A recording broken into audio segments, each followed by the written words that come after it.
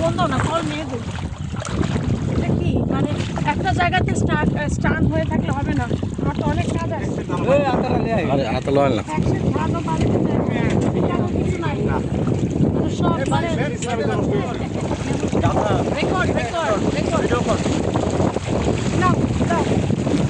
Actually এটা তো একটা হাওর এলাকা এই এলাকার মানুষ তো সবসময় বঞ্চিত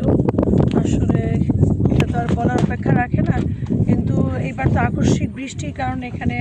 এই সময় নর্মালি পানি উঠে না বাট হঠাৎ করে পানি টানি উঠে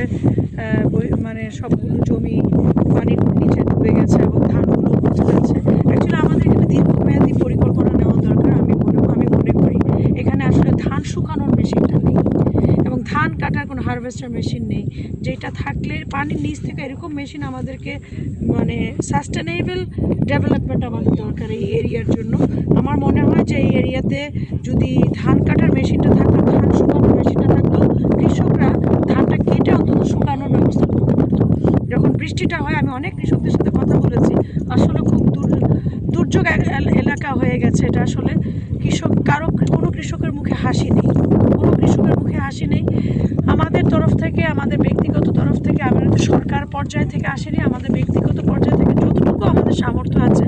সেই চিন্তাভাবনা নিয়ে আমাদের টিম আমার যারা আছে এই যে সাংবাদিক ভাই সবাই আমার সাথে এসছেন যতটুকু পারছি কৃষকদের সাহায্য করছি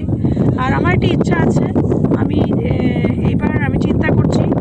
দীর্ঘমেয়াদী একটা পরিকল্পনা যে কৃষকদের ধান শুকানোর মেশিনটা কীভাবে বিদেশ থেকে ইম্পোর্ট করা যায় সেটা চিন্তা ভাবনা করছি যদি কৃষকরা ধানটা শুকাতে পারে তখন সেই ধানটা আর পচার সম্ভাবনা কম থাকবে মনে করি আর এখানে সব কৃষকরা একটি কথা বলেছে একটি নদী নতুন করে তৈরি করা হয়েছে যে নদীর কারণে আজকে এই জলাবদ্ধতা এবং নদী যদি ড্রেজিং ঠিক মতো না হয় এই জলাবদ্ধতা থেকে অষ্টগ্রাম ইটনা মিঠামন সহ এই সুনামগঞ্জ থেকে শুরু করে যে 7টি হাওরের জেলা অধ্যুষিত যে জেলাগুলো আছে এই পানি থেকে বাঁচবে না এবং প্রত্যেক বছর এই বড় ধানের ক্ষতি হবে আর আপনারা সবাই জানেন এই বড় ধানটা এক ফসলি এই মানুষ এই এক ফসলি ধানের উপরে নির্ভর করে বেঁচে থাকে তো সুতরাং আমার কাছে মনে হয় আমি একজন হাওরের মেয়ে হিসেবে এই এলাকার মানুষ হিসেবে আমি তাদের দুঃখটা বোঝার চেষ্টা করেছি আমি মনে করেছি যে আমাদের দীর্ঘমেয়াদী পরিকল্পনার দিকে আমাদের যাওয়া উচিত বলে মনে হয় এবং দল মত নির্বিশেষে ধনী গরিব যার যতটুকু সামর্থ্য আছে প্লিজ আপনারা কৃষকদের পাশে দাঁড়ান কিছু হলেও সাহায্য করেন আরেকটা কথা বলবো অনেক কৃষক বলেছে ওরা লোন নিয়ে কাজ করছে এই যে তারা এনজিও আছেন তারা লোন দিচ্ছেন তাদের কাছে আমি ধন্যবাদ জানাই বাট এই সময়টা আপনারা কিস্তিগুলো একটু বন্ধ করে দেন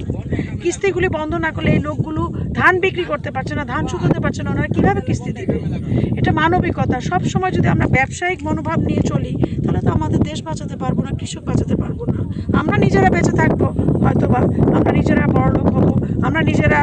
অট্টালিকার মতো থাকবো এই কৃষকগুলো বাঁচবে না আর যখন কৃষক মরে যাবে তখন আপনাদেরও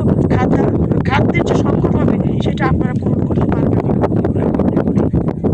আমি আরেকটি কথা বলতে চাই মাননীয় প্রধানমন্ত্রী জনাব তারেক রহমান বলেছেন খাল খনন কর্মসূচি হাতে নিয়েছেন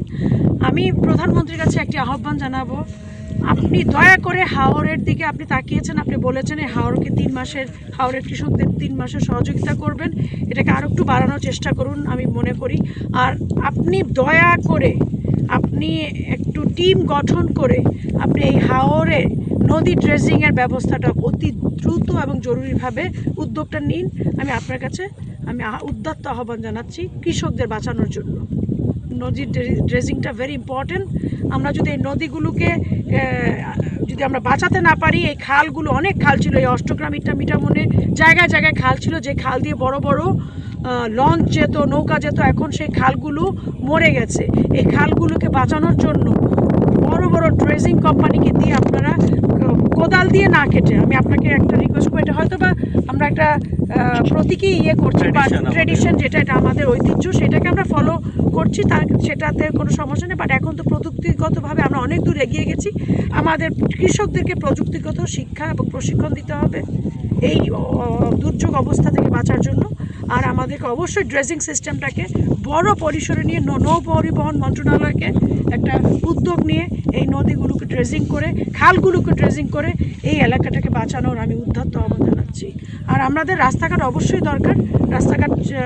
ছাড়া কেউ চলতে পারে না, বাট রাস্তাঘাটগুলো এখন এমনভাবে করতে হবে টেকসই এবং এমনভাবে যে পানির ফ্লোটা যাতে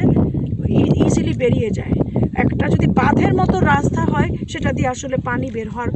মানে ইয়েটা কম থাকে। আমাদের খুব সুদূর প্রসারী পরিকল্পনা নিয়ে আমাদেরকে হাওরের উন্নয়নের চিন্তা করতে হবে বলে আমি আশা করি এবং মনে করি। আমি এটা আহ্বান জানাচ্ছি সরকারকে, প্রশাসনকে, এবং আমি এখানে যারা শুধু এসে দেখে চলে গেলাম, পরিদর্শন করলাম, এই নীতিতে আমি বিশ্বাস করি না। Please do something for the farmers, for the poor people, for our country. এটা আপনাদের কাছে আমার একটা উদাত্ত আহ্বান। আমার একার পক্ষে করা সম্ভব না। আমি একজন ক্ষুদ্র মানুষ, ক্ষুদ্র জায়গা থেকে এসেছি। আরও অনেক বড় বড় ব্যবসায়ীরা এই এলাকা থেকে বেড়ে উঠেছেন, জন্মেছেন। ওনাদেরকে আমি আহ্বান করছি, প্লিজ আপনারা আসুন, এই কৃষকদের পাশে দাঁড়ান। আপনারা যদি পাশে না দাঁড়ান, ওনারা দাঁড়ানোর ওনাদের কোনো ভরসা নেই, ওনারা আসলে অসহায়। ধন্যবাদ আপনাকে, অনেক ধন্যবাদ। আমরা কথা বলছিলাম আলোকিত হাওর ফাউন্ডেশনের সম্মানিত প্রতিষ্ঠাতা চেয়ারম্যান